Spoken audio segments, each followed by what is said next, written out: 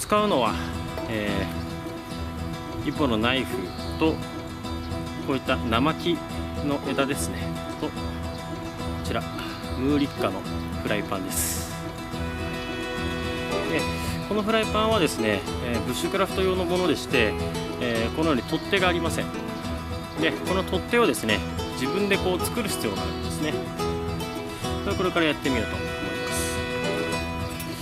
す。まずはですね、ここにこの取っ手がぴったり合うようにですね、中にスポッと入るように、この木の枝を削ります。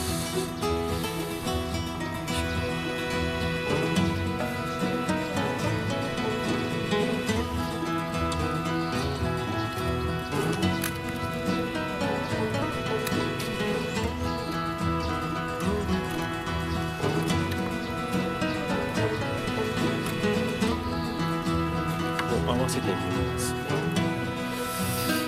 そしたらですね、仕上げに、ここに小さな穴が開いてるんですが、ここにですね、釘を1本打って留めたいと思います。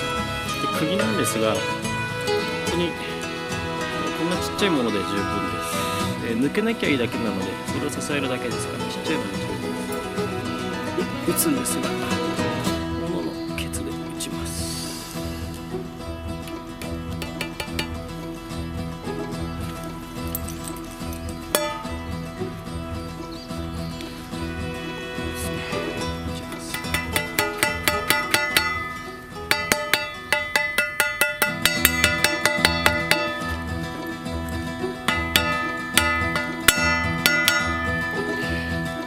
結構適当、かなり適当なんですけど、